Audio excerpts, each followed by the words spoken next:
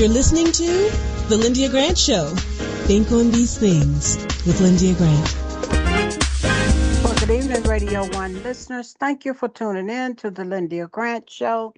Today is Friday, October the 17th, and I'm telling you, it's so much going on around the world. But we're going to talk about a little bit of what's going on in politics with Dr. Julian Malvo first, and then in our second half, we're going to be talking to a musician. His name is Rayon Baugh. He's from Jamaica, but he's an author and written some books and came highly recommended. And we're going to play a little bit of his music. So let's just cut this short and go right to Dr. J, because there's so much going on, Dr. Julian. Talk to us. Tell me about so much going on. Well, first of all, the man who lives in a house that enslaved people built, let me say that again, the man who lives in a house that enslaved people built is having a victory lap. It seems that, and I say it seems because we don't have all the information, but it seems that there is a peace between Hamas and Israel. On Monday, Tuesday, 20 living hostages were released. That's very good news. People are clamoring for the remains of the other, I think it's 25. Their families want their bodies. They want to do dignified burials. And that had not, as of Tuesday, happened. It will probably happen before the end of the week. But let's just say right now, there are a lot of frustrated people in Israel. They were waiting for their loved ones' remains, and it didn't happen. Now, more on that. It's an interesting situation. The orange man prevailed. He applied pressure both to Netanyahu in Israel and to Hamas. And applying that pressure, he was able to come up with a deal. But here's a problem about the deal. And let's just be clear. It has all the points of the deal have not been bargained. So what we know is that the hostages are coming back. We know that Hamas had over 2,000 people who were detained in Israel. And we know that they've come back. Some of them are coming back. But what happens next? So just saying, the orange man wants a Nobel Prize more than he wants another woman. I didn't say that. But in any case, he wants a Nobel Prize. He's campaigning hard for it. He didn't get this high. He wasn't going to get it.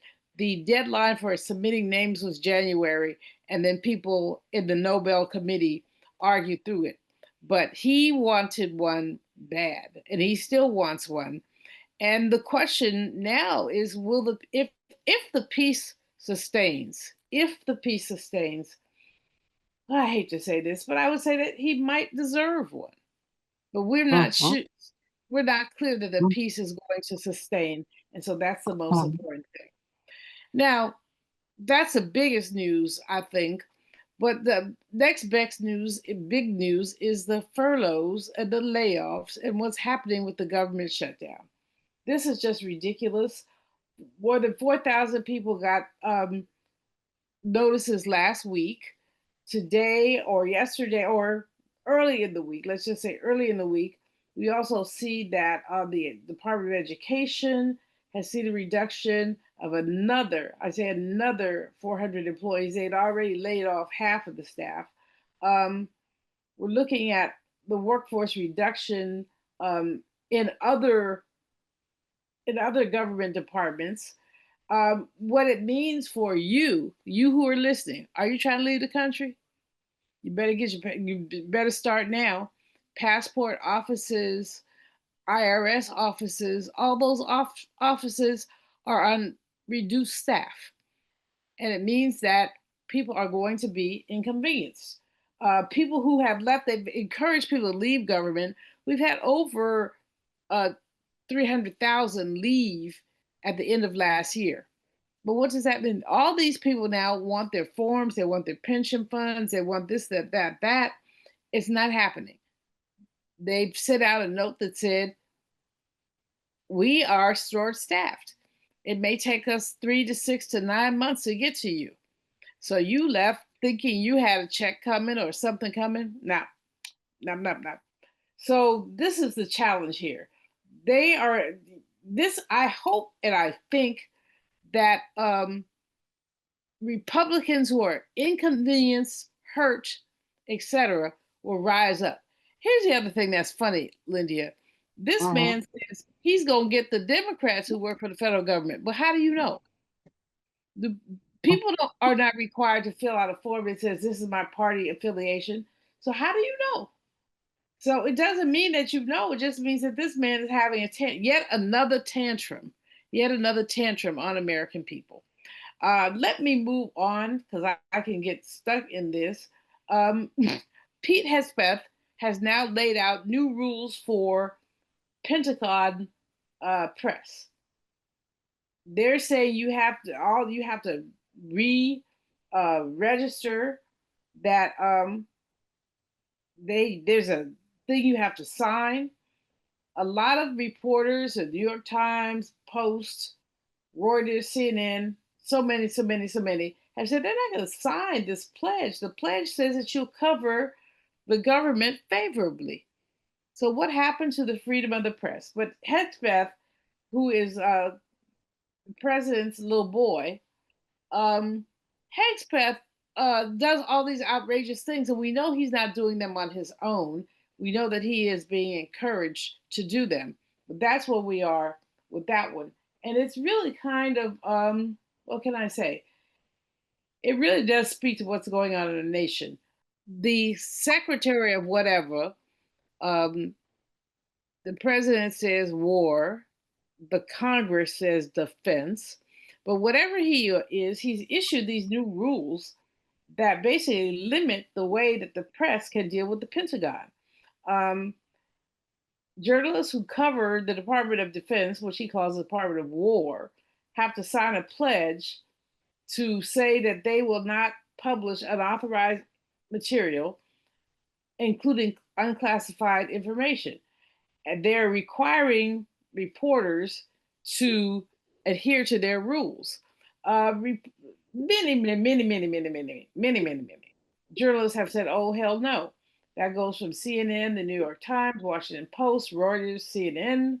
I said CNN already, sorry about that. The Atlantic, NPR, and AI have already said they will not sign this waiver, which means that those who do sign it will get preferential treatment. Okay, but basically it's fine. It's great to see people growing a backbone and saying, oh, this is not going to happen. You can't restrict the news that we have. Now, Lyndia, finally, we're looking at the Supreme Court. Look at the Supreme Court, and we're seeing all kinds of things. But the case of Louisiana versus Calais, or Robinson versus Calais, is a case where Louisiana is 1/3 Black. There's 6 congressional seats.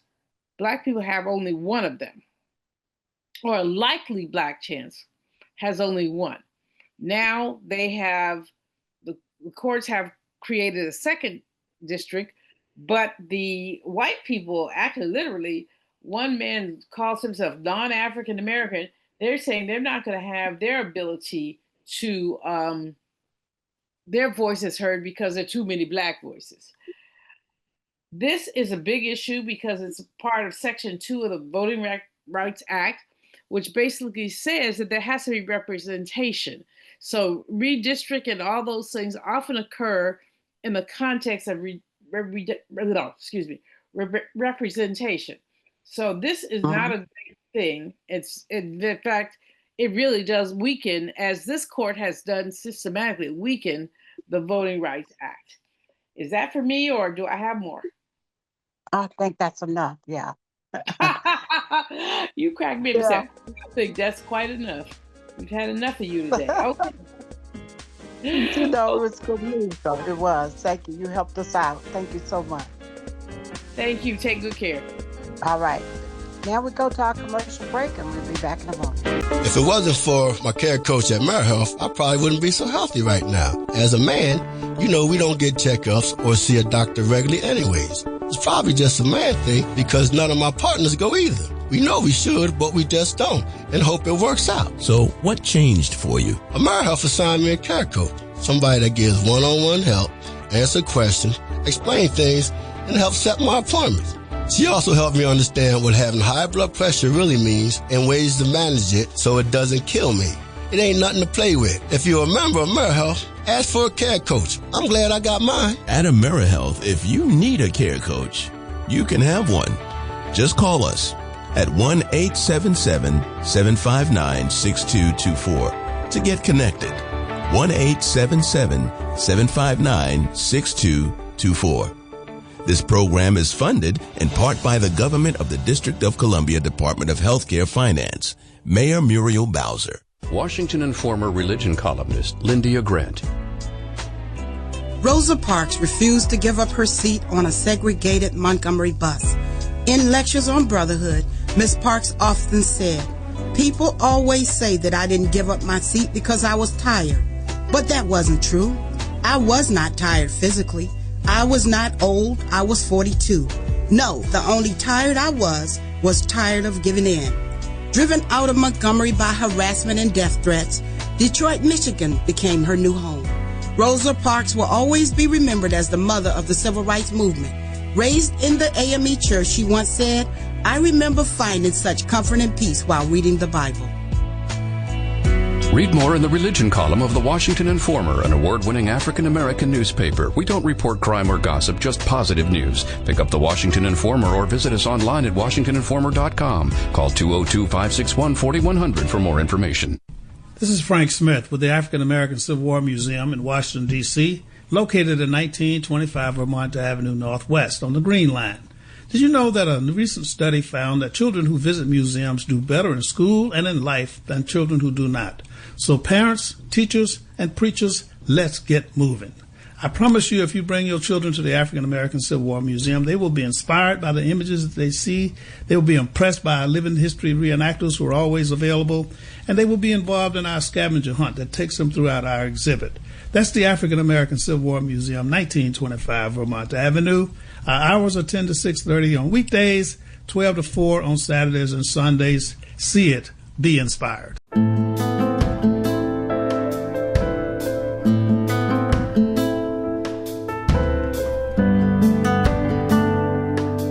God, what message, God, do you have for your people in this time and season?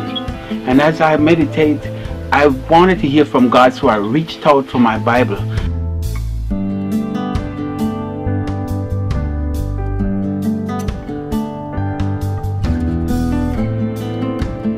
God is a refuge and strength, a very present help in trouble. Therefore will not we fear, we will never fear, though the earth be removed. God is a refuge and strength, yeah. Oh, oh, oh. A very present help in trouble. Yeah, yeah. Therefore will not we fear, we will never fear, never fear, though the earth be removed, and though the mountains be carried into the midst of the sea, and though the waters thereof roar and be troubled, though the mountains shake with swelling thereof, still there is a river in the city of God. Well, good evening, Radio 1 listeners. Thank you for tuning in to the Lyndia Grant Show. We are happy to be back here with you again this Friday. Our guest, Dr. Julianne Malvo, is our first guest. She talks politics, but our second guest this week is a musician, a local musician out of the DMV area. His name is Baugh, Baugh. and I was introduced to him by a friend in DC. If you could give her name for me, I didn't write that in my notes. And but I wanted to tell you just a little bit about him, and then we're going to begin the interview. He is a recording artist. He's married, and he's also an author. He wrote a book called A Call to Worship. He loves God with all of his heart, and he loves to be with his family. And you can go to his website, which is his name, Rayon Baugh, Baugh, dash, call, and number two, worship. Rayon Baugh, dash, call to worship. And that's not TWO, it's just the number two. It's good to have you on with me today, Rayon. How are you? It's a pleasure to be here. Thank you so much for having me on your show. It's awesome to be here on Dr. Lyndia Grand Show. Yes, yes. And the young lady whom I haven't met yet, we plan to meet soon. Tell me her name to introduce you to me. Oh, that's Mrs. Gilbert. Yes, okay. Yes, yes. And I am so happy that she called me and introduced me to you. Tell the Mm. listeners, what do you want listeners to take from your music? And tell us the Well, type of music. mm-hmm. Well, at first, I must say, I say I love God with all my heart and soul, and I've been in God has been walking with me at a very tender age, and since then He has allowed me. He has been inspiring me to write songs about what's going on in the world, and whatever is going on in the news, crime, violence, and also he plays worship songs in my spirit. So I've been writing, I would say, gospel music for that time from the age of 9, and so fast forward till now, I was able to. Well, in 2023, the late part of 2023, I released my this album that I've sent to you called A Call to Worship, and Mm-hmm. the purpose, what I want people to get from it is really first of all, to be encouraged. Whatever they are going through, if they're going through any issues that may allow them to feel depressed or low in spirit, that it will lift their spirit up, create an atmosphere of worship so that they, as they are in their secret place or in their cars driving, that they create the atmosphere for worship as they meditate on God's word, and also to basically to cause a change in their lives, turning their hearts towards God and stuff. So that's what I would like people to get from a call to worship when they listen to the songs here. Amen. Amen. Tell the folks about your accent. Were you born in America? I'm going to go to the next question, but I wanted to ask that first. I'm from Jamaica. I'm Oh, from Jamaica. okay. All right. You Yes. were born there, huh? How long have you been in America? Um, I would say about I'd say about 18 years, going 18 years now, yeah. All right. So your music, when they hear it, when the show airs, it's going to have a little Jamaica fling to it, huh? Some of it, yeah, you'll hear a little some, but it's this work that I did, it's a cross and stuff, so it's not necessarily reggae, which I can talk about later on, but I did an album before that was reggae, but this one is not a reggae Mm-hmm, album. mm-hmm. Okay, tell us how your music has evolved or how you have evolved as an artist over the years. Oh yeah, well, first earlier days, I used to as a writer, and used to depend a lot on listening what's going on around me, trying to as our artists, you want to hear the latest sound, what's going on, and maybe feel like, okay, that's the sound you may want to to to use in order to bring across to the world. But as I grow up and get more established, and God is speaking to me more, is um to more look deeper within myself instead of that takes myself outside of the box then. Because before, like even as I say, as a gospel artist in Jamaica, you might say, okay, you're Jamaican, so you're gonna do reggae music. And that's not necessarily what God has placed in my spirit. It can be other genre. So it all depends. So it's to be more authentic to whatever sound that God has placed inside of me instead of trying to keep myself in a box, tying myself to one genre of music. Okay. Very Yeah. good. I guess they'll hear that when they hear our music. Uh, Yes. tell the listeners more about A Call to Worship. This is your new album, right? Yes. Tell us Well, about that.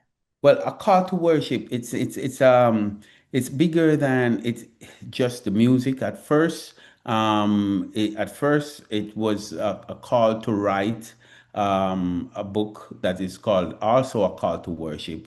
So the song is an extension from the book itself. So it's a clarion call back to the reason why we were created, and it's creating an atmosphere of worship and demonstrating that worship is not a one-time event, but it's actually a lifestyle. And the worship call to worship songs were inspired to also help to as you read the book and stuff like that, get into that space. These songs can also help to create that atmosphere of worship and to demonstrate to as much as we will hear and read that who God is and that God desire a lifestyle of worship. What is your writing process like? Well, my writing process is, it has changed over the years. I remember earlier years when I used to write, I didn't have recording devices also when I was younger. So I used to have to, try to remember whatever melody and lyrics that came to my spirit and try to sing it over and over in my head. But now, with the recording device, God will drop that inspiration in my spirit at any time. So a lot of times I get my writing through my dreams, and I'll have to wake up early in the night. Oh, love it. Yes. And Yeah, yeah. Run, go into the room, worship room, turn on my recorder, tape it. Because if I wait until morning, I may forget the melody and the lyrics. So I have to get up and do it. So many times it's in my dreams, and a lot of times it's in my devotion. So the more time I spend with God, the more inspiration God drops in my spirit. very good. All right. Well, tell us what's next for Rayon Baugh. What's next is first of all, I would say I'm excited that God is also allowing me to write a second book. So I'm in the process of that. I'm working towards it. I won't give away anything on it yet, but I'm sure I will share it with you later on when it's out early next year. And I'm also looking forward to going in the studio again early next year. God has dropped some awesome songs in my spirit. I can't wait to share that with the world.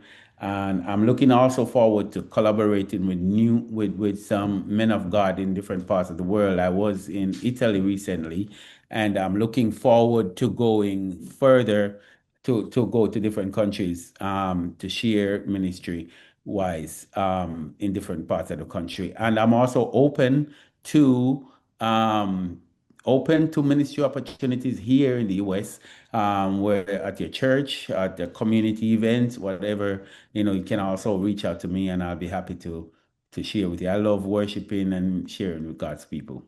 Amen. Well, thank you for being my guest today. We're going to close with one of your last song. You had two songs, we Call to Worship. And tell us what the second one is, or we just going War to cry. War Yes. Cry. War Okay. cry.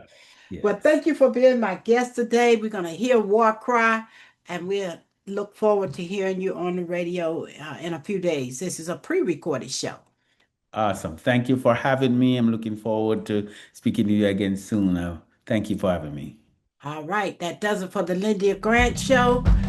Good day. The sound of the bass and the sound of the treble join together and let the enemy tremble at the sound of the drums and the sound of the cymbals. Join together and let the enemy tremble and trample him under our feet. Trample him under our feet. Let the sound of the bass and the sound of the treble join together and let the enemy tremble. Let the sound of the drums and the sound of the cymbals, yeah, join together and let the enemy tremble and trample him under our feet. Trample him under our feet. 'Cause we wage war on our enemy. We wage war on principalities. We wage war on our enemy. And I take back what they stole from me. We wage war on our enemy. We wage war on principalities. We wage war on our enemy. And I take back what they stole from me. And trample him under my feet. Trample him under my feet. Let the sound of the bass and the sound of the treble join together and let the enemy tremble. Let the sound of the drums and the sound of the cymbals, yeah, join together and let the enemy tremble and trample him under our feet. Trample him under our feet. 'Cause we wage war on our enemy. We wage war on principalities. We wage war on our enemy. And I'll take back what they stole from me. We wage war on our enemies. We wage war on principalities. We wage war on our enemy.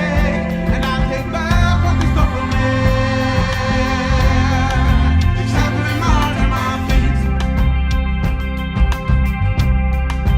Trample him under my feet. And let me walk right. Oh,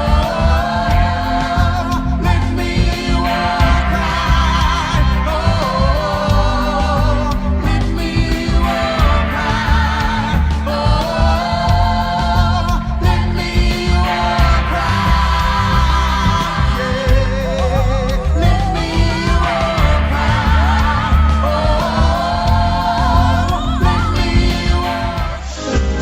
Thank you for listening to The Lyndia Grant Show. Think on these things with your host, Lyndia Grant.